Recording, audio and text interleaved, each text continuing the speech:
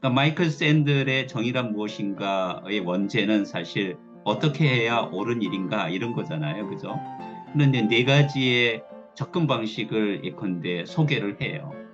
뭐 고대의 덕윤리, 그다음에 칸트의 예컨대 의무론, 공리주의 철학, 그다음에 롤즈의 정의론 이렇게 네 가지를 아주 다양한 예를 통해서 소개는 해주지만 맨 끝에 가가지고 독자들은 뭔가 21세기 현대적 문제를 해결할 수 있는 뭔가 실마리를 찾기를 바라는데 예만 많이 제시하다 보면 이 예 속에 빠져가지고 오히려 헤어나지를 못하는 거예요. 질문은 누가 던지느냐면 각 개개인이 던지는 것이고 네가 던지는 질문의 의미를 우리가 스스로 성찰하고 깨닫도록 도와주는 것이 철학이라고 그런다면 그러면 10명이면 10가지의 질문이고 있고 100명이 있으면 100가지의 답이 있는 거예요.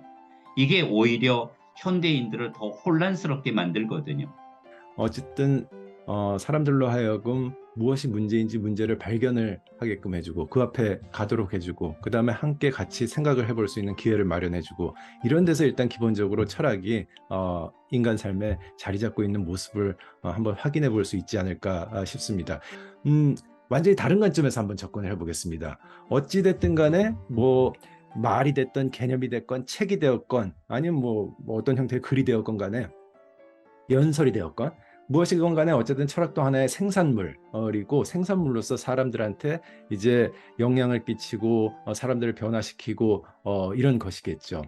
근데 이 생산물을 도대체 어떻게 관리를 하는 게 옳을까요? 좀 구체적으로 말씀을 드린다면은 다른 학문들도 마찬가지지만 오늘날 철학이라는 것은 여러 가지 아주 과학적인 방식으로 관리가 되죠. 아주 낭비가 없고 게으름을 부릴 수 없도록 그렇게 관리가 되고 있습니다. 뭐 여기서 낭비라든가 게으름이라든가 그것의 정체를 말씀드리기는 좀 어려운 문제이지만 과연 그런 게 있는지.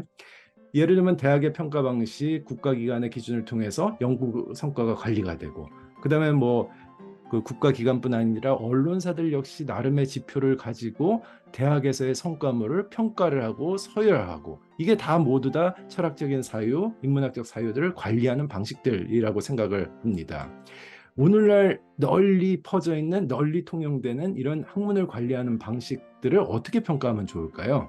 저는 너무 계량화된 가는 것이 가지고 있는 네, 한계가 좀 있지 않을까라는 생각을 네, 해요. 네. 그래서 뭐 사실은 논문을 몇 편 쓰는 것도 안 중요한 건 아니고 이제 양이 음, 있어야지 그 중에 이제 질적으로 우수한 것도 나올 수 네. 있다라는 대전제에는 저도 동의를 하는데 음, 아무래도 뭐 저희가 뭐 승진, 승급 뭐 이런 걸 신경 쓰다 보면 점수를 몇 점을 해야 된다라고 하면 억지로 그거에 맞춰서 논문을 쓸 수밖에는 없거든요.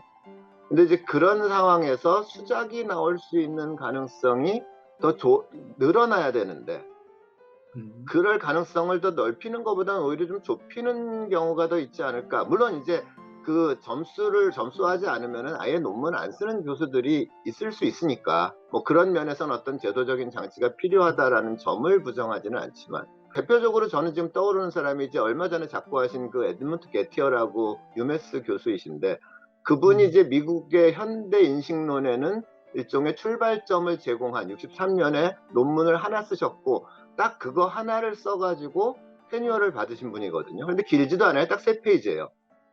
그러니까 음, 그러면은 우리의 기준으로 보면은 지금 그분은 그 승진을 못 하실 분인데 미국에서 현대 인식론을 하시는 분들한테 지금 여기에 영향을 가장 많이 준 사람이 누구냐 그러면 거의 대부분의 사람들이 게티어라고 얘기를 할 거라는 거죠.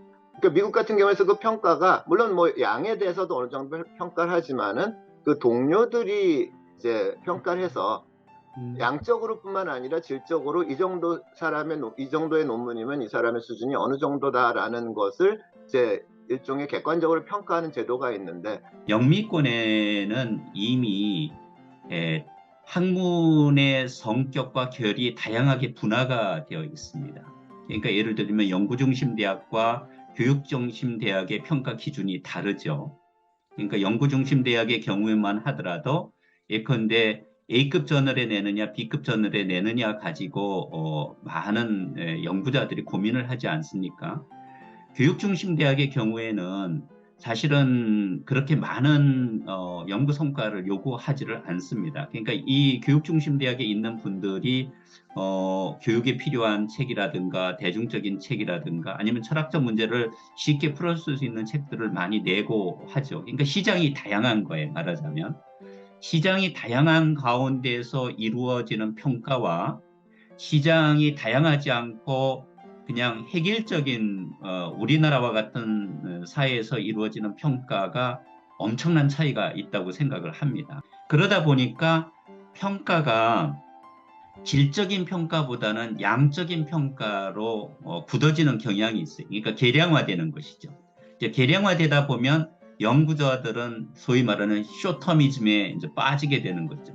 제가 공부한 독일 같은 경우에는 박사 학위를 받고 또 한 번의 논문을 써야 됩니다. 교수가 되기 위해서는 이제 교수 자격 논문이라는 이제 하빌리타션을 거쳐야 되는데 이 과정 중에 사실은 모든 학문적인 훈련을 다 받습니다. 어떻게 하면 좋은 논문을 쓰는 것인지 아니면 기존의 예컨대 연구 자료들을 어떻게 하고 분석하고 평가할 것인지 그다음에 동료 교수들과 어떻게 협업할 것인지가 이 과정 중에 거의 다 결정되기 때문에 한 번 교수가 되고 난 다음에는 그 사람에게 이렇게 성과물의 숫자를 가지고 평가를 하지 않습니다. 그러니까 이제 제가 배운 교수님들 중에서도 한두 편의 논문, 한두 권의 책이 되게 그 분야에 있어서 좋은 성과물이었기 때문에 그 뒤에는 별로 뭐 논문이 많지 않다고 하더라도 그 학계에서 활동하는데 별 문제가 없거든요.